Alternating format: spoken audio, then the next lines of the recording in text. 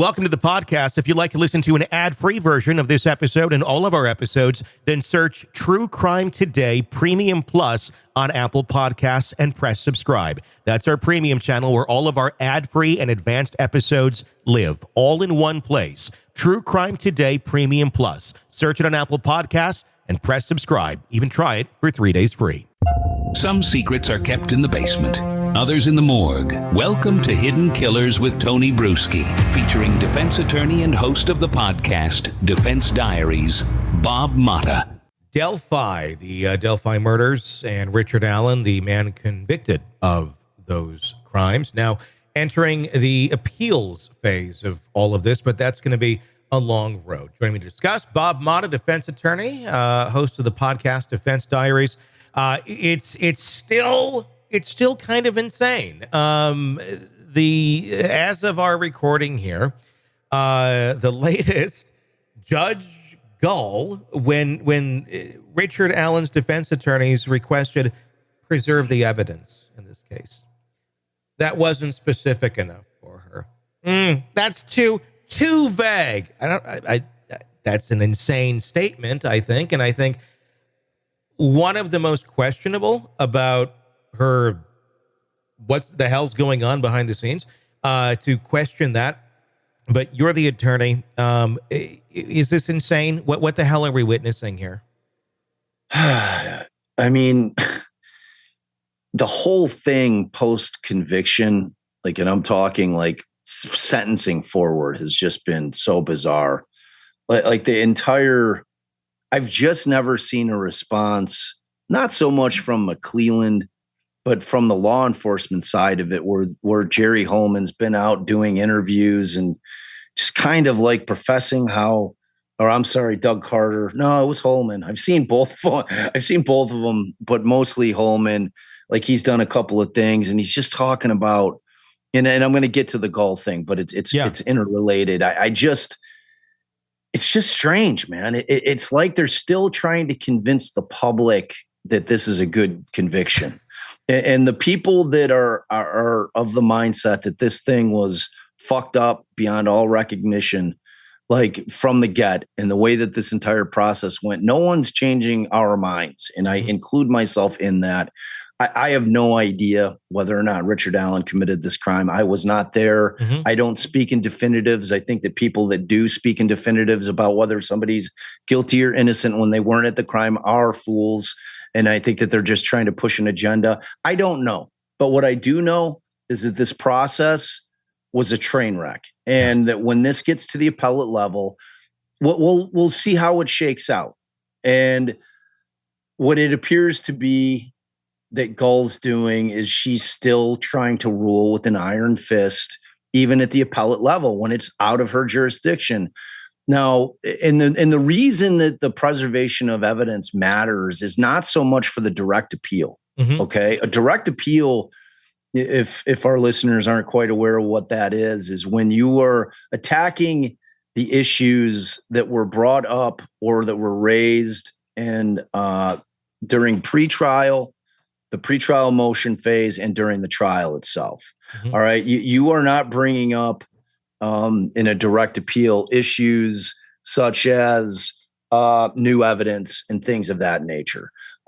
You're not bringing up things that were, not tested that should have been. Those are not things that are for the direct appeal.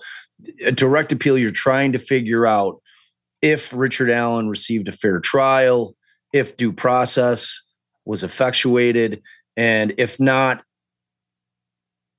do the things that equate to that not happening, such as not allowing the third-party suspect stuff to come in, due to the fact that Richard Allen was put in safekeeping, even though he had counsel at the time, and they didn't have him in court, and they had a hearing without his counsel present. If those kind of things, and then you end up getting the end result of what Richard Allen became after 13 months in the prison, and as a result of that, you get the confessions, right? So they extracted them in a very different way, a way that I think you're going to see a lot of other prosecutors trying to mirror that. If we don't do something about that now, That's going to be law enforcement saw and the prosecutor's office saw the success that they had with that and getting him, whether he's making statements that are true or whether he's making statements that were coerced. They were coerced either way. Yeah. It's just a matter of whether or not what he was saying was true or it wasn't. And the problem with getting him that way is you can't know. It takes away the ability to discern whether or not I can trust whether he's saying I did it, if that means he did it or not.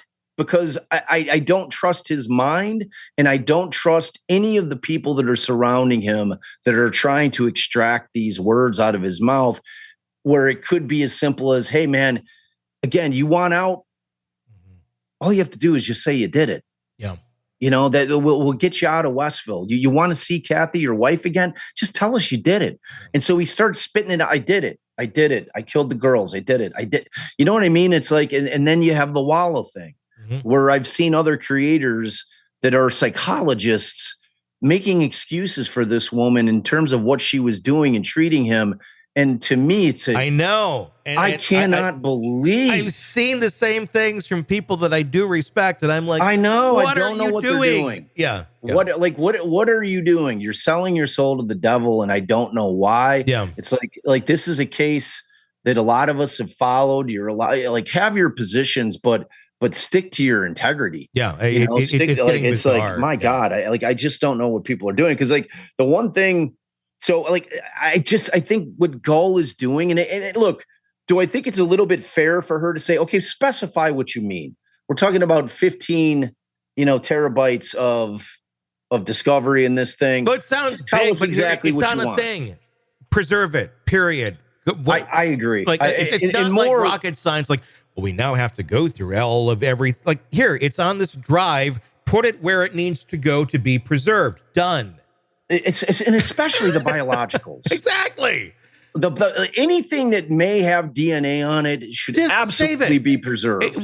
This is not rocket science. This is not an insane endeavor of. It's all here. Everybody has the evidence. Just preserve it. Just don't let it be destroyed. That's the request. It's so simple.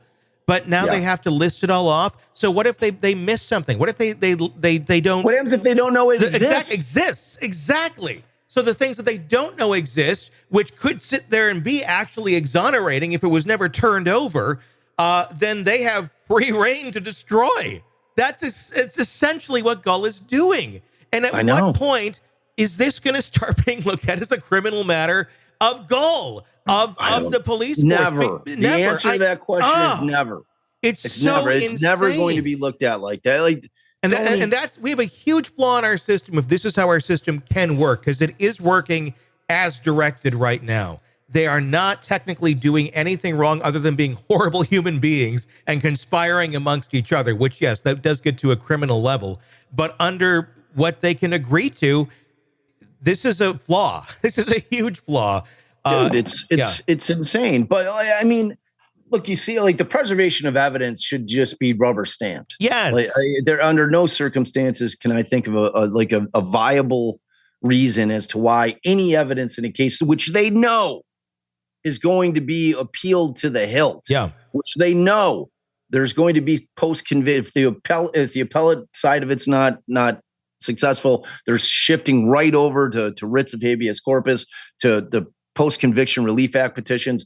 They're going into that. This case is not going away, and they know it. And everything that they do that makes it seem like they're trying to roadblock that makes it seem more suspicious, doesn't it? I mean, it's beyond suspicious at this point. Like one or two is a coincidence.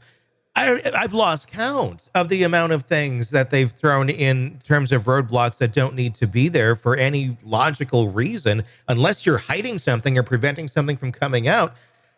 It's baffling on this case, dude. And you and I are pretty pragmatic. I don't give a shit if I've been a defense attorney for 25 years. When they got the right guy, yes, there's a presumption of innocence, but I'm pretty sure that they have the right guy most of the time. Like you and I, like we call it like we see it always, the two of us. And like this thing, and I've been saying it for 2 years, and I've been saying it for 2 years with you. Mm-hmm. This fucking thing stinks. Yeah. There's something so off about it that I can't put my finger on it exactly what it is, other than it reeks of corruption. It just does. I don't, like I've said, I wish that I was sitting here right now and that we were not talking about Delphi anymore, because I felt so secure that they had the right person in prison for the homicide of Libby and Abby. But I can't pretend that I feel a way that I don't feel. Yeah. And it's because I didn't trust the process. Yeah, that's the thing. I did not trust the process. If we can't trust the process, then we have nothing. The process is everything. Our entire system is built on the process. If we're going to shit all over the process, if we're going to make new rules, and we're just going to try to cram criminals or people into a crime as opposed to solving it, like, dude, it's not a world that we want to live in. I'm telling you. And you know what? People are going to really, really start loving defense attorneys when that becomes our world. I'm telling you that right now. We're pretty much almost there. Yeah. If we're not already. Yeah. Welcome to the podcast. If you'd like to listen to an ad-free version of this episode and all of our episodes, then search True Crime Today Premium Plus on Apple Podcasts and press subscribe. That's our premium channel where all of our ad-free and advanced episodes live, all in one place. True Crime Today Premium Plus. Search it on Apple Podcasts and press subscribe. Even try it for 3 days free. Let's be honest. Nothing kills the thrill of a good murder mystery like a commercial for laundry detergent. It's like someone slapping a closed sign on your favorite dive bar. But you're not here for that, are you? You're here for the good stuff. So ditch the ads and upgrade to True Crime Today Premium Plus on Apple Podcasts. With True Crime Today Premium Plus, you get your crime straight. No chaser. Commercial free with extended interviews and early access. It's like getting the bartender's special when the bar's already closed. Search for True Crime Today Premium Plus on Apple Podcasts. Subscribe and drink it all in.